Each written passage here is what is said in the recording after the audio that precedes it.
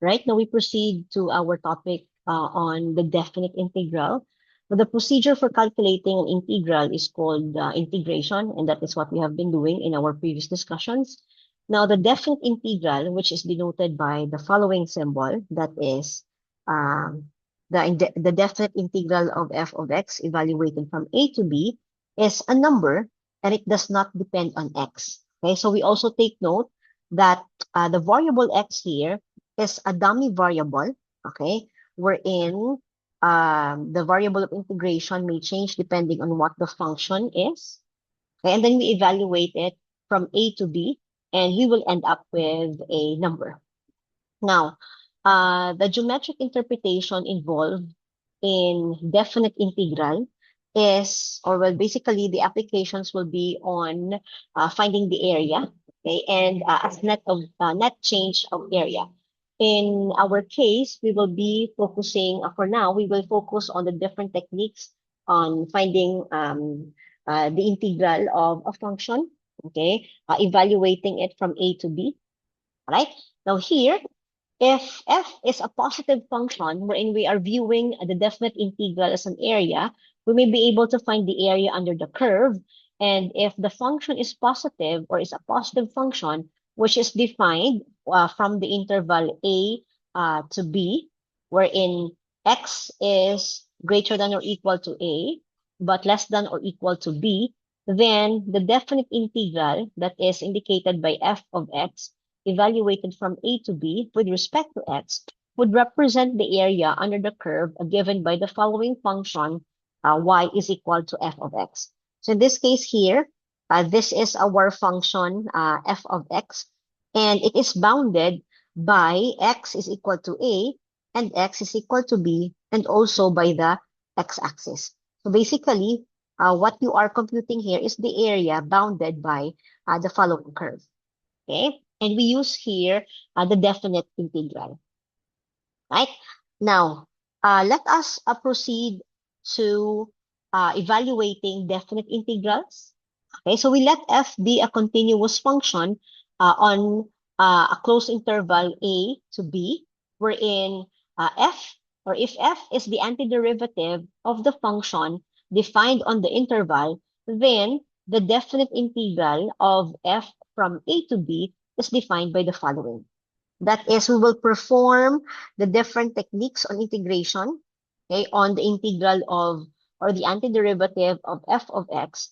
And the moment we arrive at the antiderivative, we will be evaluating it when x is equal to b and when x is equal to a, and we will subtract the two values. Okay, we will demonstrate this in a while. And here, this following notation that we have is read as the integral from a to b of the function f of x with respect to x.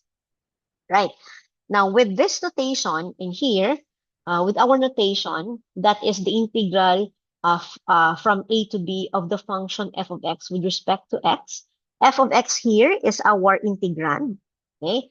A and b are our limits of integration. So a here is our lower limit and b will be our upper limit of integration. Now, for now, d of x will have no meaning by itself because it's just one symbol. The d of x here simply indicates that the independent variable would be x. So meaning to say the variable of integration is x. So it will depend on in which terms your function is expressed to, if it's in terms of x or any other variable. Okay? Now, let's go over the different properties of the definite integral. Right? So we have the first one. Here are the different fundamental properties of the definite integral. That is, we have what we call the zero property here, or the zero width property. So if the upper and the lower limits, okay, of integration will be the same, then the area under the curve or the value will not be equal to zero because basically there is no width, right? And the second is that when you are reversing the limits, okay, or what we call the sign reversal, if you switch the upper and lower limits, that is the sign of the integral would change. So if the given is the integral from a to b of the function f of x, and if you interchange those two limits of integration, we make use of the negative sign. Okay, so if you switch the upper and the lower limits, the sign of the integral would also change. Okay, that is what we call the sign reversal property. Right? Now, another property is what we call the constant multiple rule. Here, a constant, a coefficient k can be moved outside the integral sign. So if we have, this is similar to one of the properties we've encountered when we dealt with indefinite integral. So we take out the constant outside, okay, and deal with the definite integral of the function f of x evaluated from a to b with respect to x. Okay? And the fourth one is what we call the sum and difference rule, right? So the integral of a sum or difference would simply be the sum or difference of their individual integrals. So you can deal with their individual definite integral, okay? Then you perform the operation in between them, whether you're adding or subtracting them, right? And then we'll have the last one. We have what we call the additive property or the interval union. That is, you can split an integral into two parts at any point, C, wherein C is within the interval that's within A and B. This is extremely useful for piecewise functions and also for absolute value functions. So if C is found between A and B, okay, so you can split them. That is, we will evaluate now the integral of the function f of x from a to c. Then we add it to the definite integral of the function, which is evaluated now from c to b. Okay, because c is found within the interval of a and b. So we use what we call the additive property or what we call the interval union. Right. Now, in the succeeding slides, we will demonstrate how to evaluate definite integral. So this is where all the different techniques that we have learned in our previous discussion involving integrals will be applied. Right? Okay. Here, let's have the first one. Okay. Sige, before I proceed with this, maybe I can have a simpler example on how we perform a definite integral. Okay, so kindly hold on for a while. All right, let's consider the following examples to illustrate how we simplify definite integrals. Okay, let's take the first one. Let's say we have the definite integral or the integral of x squared with respect to x evaluated from 0 to 2. Okay, so we will recall the basic antiderivative properties or theorems we have covered last time. This will be equal to, this is x cubed over 3. And how do we show that we are now ready to evaluate our function from 0 to 2? We will use the vertical line, okay, to indicate that we are now evaluating when x is equal to 0 and when x is equal to 2. Technically, or usually we drop the x notation later on and we simply use the numerical values for easy reference. Now, in this case here, we will solve this function when x is equal to 2. That is 2 cubed over 3. And we subtract the value of this function when x is 0. That is 0 cubed over 3. Okay, so in this case, this will be 8 over 3 minus 0. Hence, the final answer or the value is equal to 8 over 3. All right. So I hope this is clear. Okay. Let's have another example. Let's say I have the integral from -2 to 6 of 2x with respect to x. So let's apply the techniques that we have learned in finding the antiderivative or the integral. And in this case, it's 2x squared over 2. We don't add the constant c anymore, but in this case, we evaluate it when x is -2 and when x is 6. Okay, so in this case here, but before I do that, I can actually make some simplification here wherein we can cancel the common factor, which is 2. So I am left with x squared, which is to be evaluated when x is -2 and when x is 6. So when x is 6, this will be 6 squared minus when x is -2, -2 squared. Okay, so we are evaluating this function when x is 6 and when x is -2, and we're going to subtract the two values. So 6 squared is 36 minus negative 2 squared is 4. This will be equal to 32. So this is the value of this definite integral, right? Now let's have another example. Okay, so these are the simple ones, right? Let's have another. Let's take this. Let's take example number 3. Let's say, for example, this is the definite integral of, let's have dx over x plus 2 cubed. And this is to be evaluated from -1 to 3. Okay. Now here, we need to do some techniques on substitution so that we may be able to present the function in its simpler form, right? We're in here, we can let u to be equal to x plus 2.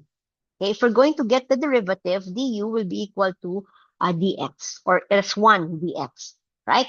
But our function can be rewritten in this manner. That is, I will have uh, x plus 2 raised to the power of -3. And then we have dx, right? So I got the reciprocal of 1 over x plus 2, so that the exponent now will become negative. And this is to be evaluated from -1 to 3, right? Now, if we are going to do substitution, so we have to be careful because the values that we have here for the limits of integration, that is when you are integrating the function in terms of the x variable. Now that we use the variable u to represent x plus 2, it would mean differently. Okay, so let's do, how do we deal with this kind of a scenario? Okay, so here, when we do substitution, therefore, this will become the integral of, this is, your u now is x plus 2, so we change, or we substitute x plus 2 with u, and that is raised to the power of -3.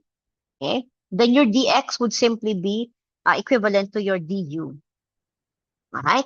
Now, I'm not going to put the limits of integration because technically that would have to change when x is equal to -1 and when x is equal to 3. We will have to solve for the value of u, but that will be tedious. So we will avoid having to compute for the new limits of integration when we do substitution. But instead, we use the original values that we have here for the limits of integration the moment we do back substitution afterwards. All right, so let's perform the integration here. This will be u to the -3 plus 1 over -3 plus 1. All right, and here, basically, that will be evaluated within certain values, but I'm not going to write it down. Here, we continue. This will be equal to u to the -2 over -2, which we can rewrite as 1 over -2u squared. Okay? Now, I'm going to do back substitution. When we do back substitution, okay, so ang original, therefore, now will be equal to, this is -1 over 2. Your u is to be replaced back with x plus 2. Okay, so I'll have x plus 2 quantity squared. Okay, now we are going to evaluate it when x is equal to -1 and when x is equal to 3. Okay, what did we use now? How are we able to do the substitution or the evaluation when x is equal to 3 and when x is equal to -1? Because we now did back substitution and that our function is now in terms of x. Okay, so in this case here, we will proceed. This will be equal to -1 over 2 times the quantity of x when x is 3. So when x is 3, we will have 3 plus 2 squared. Okay, minus the -1, okay, over, so that means closes in parentheses, over 2 times your x now will be substituted by -1 plus 2 raised to the power of 2. So let's simplify. This will be -1 over 2 times 5 squared minus, so minus and minus, this becomes plus 1 over 2 times, okay, 1 squared. So we will have -1 over 5 squared is 25 times 2, that will be 50. Okay, plus 1/2. Okay, so we have negative 1 over 50 plus 1/2. Simplifying this, you can use your calculators. You will arrive at 12 over 25. So this is the value of this definite integral, and that is equal to 12 over 25. Okay, I hope this is clear, right? Okay, sige. Let's have another example. Okay, let us take this one. Okay, hold on. All right, what about if we have this? Okay, we're looking for the definite integral of the function 2x minus 1 over x plus 1. That is from 1 to 5. So we're going to perform the integrals for each of the term in our given function. And I hope you can still remember how this is done. Integral of 2x. How did we arrive at x squared? The integral of 2x, this would be 2x squared over 2, wherein you can cancel out the 2. So you are left with x squared. That's how we have arrived to that. And by a theorem, the antiderivative or the integral of 1 over x is equal to ln of x. Okay? And then the integral of 1 will be equal to x. And take note, we will be evaluating it when x is equal to 1 and when x is equal to 5. Okay, so let's plug in the values. We will use first the upper limit, then we subtract the value of the function by evaluating it using the lower limit. So when x is equal to 5, you will have 5 squared minus ln 5 plus 5. There's no need of the absolute value here because the value of x is already positive. Okay? Minus the quantity of when x is 1, 1 squared minus ln of 1 plus 1. Simplifying that, you will arrive at the following value. So I need you to verify if indeed this will be approximately equal to 26.39. Right? So I hope this is clear. So basically, we have been applying everything we have learned in dealing with indefinite integral. Okay? And then we simply substitute the values for the integration so that we will come up with a number. Okay? Or when we evaluate definite integral. Right. Let's have another example. Let's take this. Let's say this is similar to the other example we did earlier. So we have the integral of 2x times the quantity of x squared plus 3 raised to the 1/2. Okay, with respect to x, and this is evaluated from 0 to 1. So in this case, you can also use, you need to use the technique of substitution. But before that, I can rewrite this. This will become the definite integral of x squared plus 3 raised to the 1/2. Then I will put together 2x dx. Okay, this is evaluated from 0 to 1. All right, let us now use the technique of substitution. So let u to be equal to x squared plus 3. Okay, and du will be equal to 2x dx, which is exactly what you have here. So mean to say du will replace that.